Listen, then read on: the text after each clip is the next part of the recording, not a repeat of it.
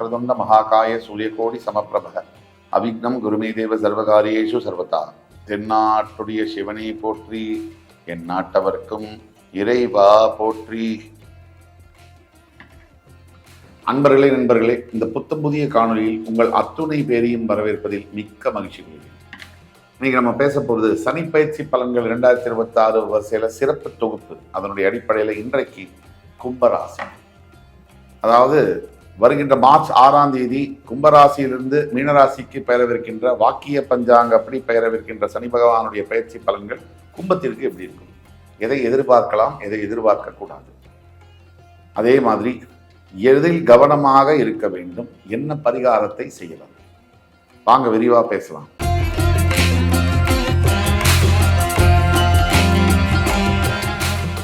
கும்பம் காலபுருஷனுடைய 11ஆம் வீடு.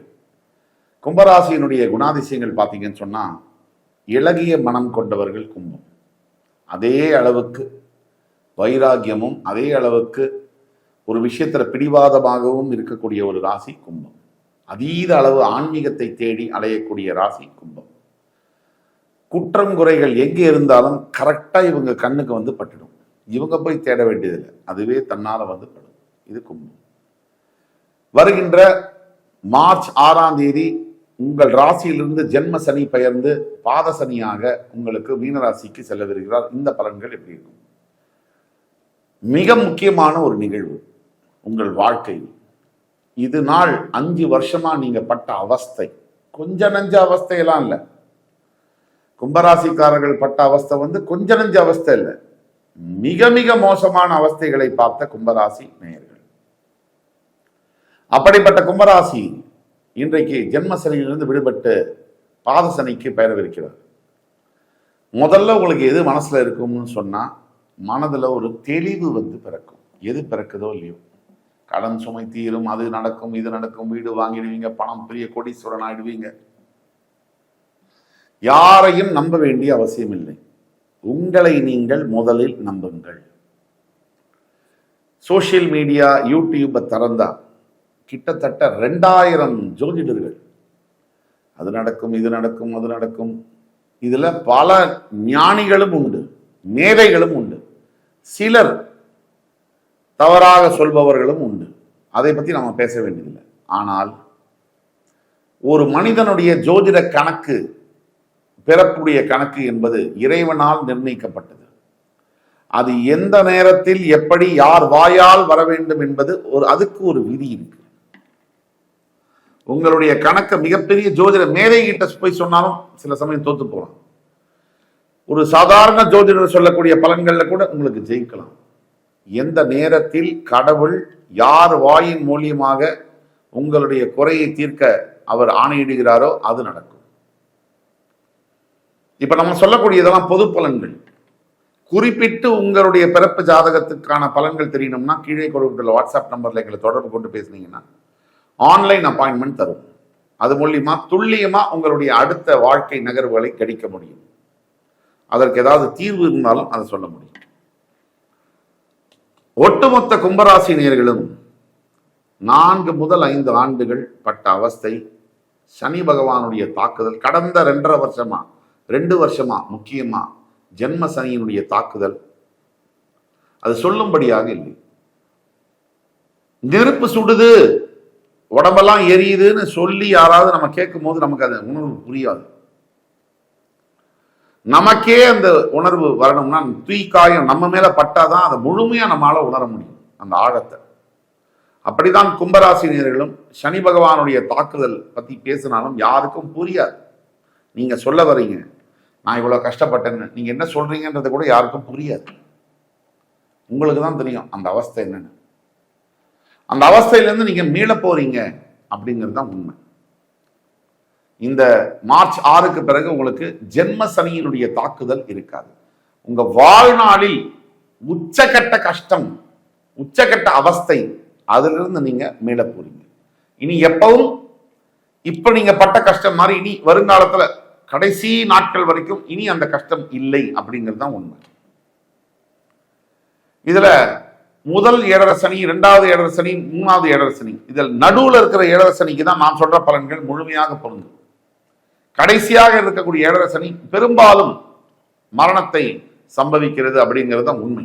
இதுல இரண்டாம் படியாக வரக்கூடிய ஏழரை சனி மிடில் ஏஜ்ல ஒரு 25லேருந்து 45 ஏஜுக்குள்ள வரக்கூடிய ஏழரை சனி தான் நான் சொல்லக்கூடிய பலன்கள் கணக்கச்சிதமும் பொருந்தும்.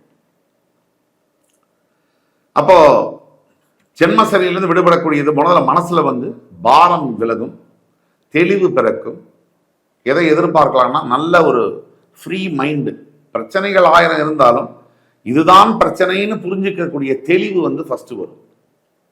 அது வந்தாச்சுனாலே பாதி பிரச்சனை போயாச்சுன்னு அர்த்தம். அதுக்கடுத்து எது எதிர்பார்க்கலாம்னாக்க உடனே எல்லா பிரச்சனையும் தீர்ந்துடும், அதெல்லாம் எதிர்பார்க்க கூடாது. எதை எதிர்பார்க்கலாம்னாக்க நல்ல முடிவுகளை நீங்கள் எடுப்பீர்கள், சரியான டிசிஷன்ஸ் எடு.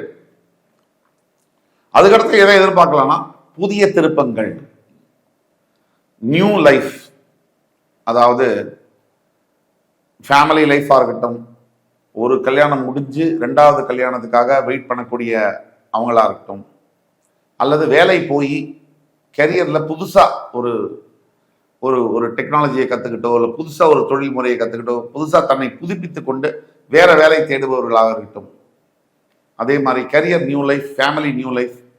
அதே மாதிரி ஆரோக்கியத்தில் பல பிரச்சனைகளை சந்தித்து வெளியில் மீண்டு கொஞ்சம் சரியாகி அடுத்தது ரீஸ்டார்ட் பண்ணும் நபர்களாக இருக்கட்டும். இதெல்லாம் புதுசா தொடங்கக்கூடிய இதெல்லாம் ஜெயிக்கும்.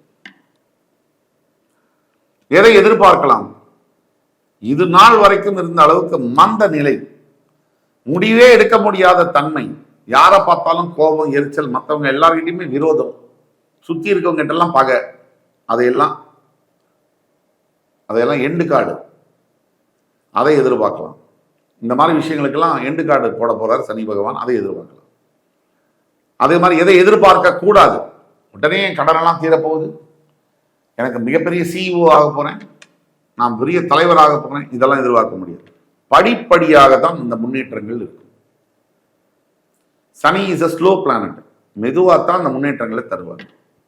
அடுத்தது எதை எதிர்பார்க்க கூடாது? உடனே அதிசயங்கள் நடக்கும் என் வாழ்க்கையில ஜென்ம சனி முடிஞ்ச உடனே. நோ.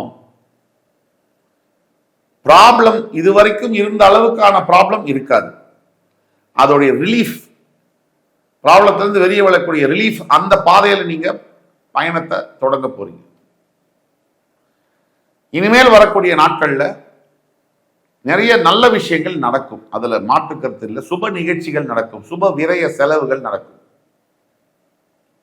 இப்ப பரிகாரம்னு எடுத்தோம்னா முக்கியமான ஒரு பரிகாரம் கும்பராசிக்கு திருநள்ளாறு காரைக்காலில் இருக்கக்கூடிய தர்பாரண்யேஸ்வரர் கோவில். ஜென்ம சனி முடிந்த பிறகு முடிந்தால், உங்களுக்கு வசதி இருந்தால் ஒரு முறை அந்த கோவிலுக்கு போயிட்டு வாங்க.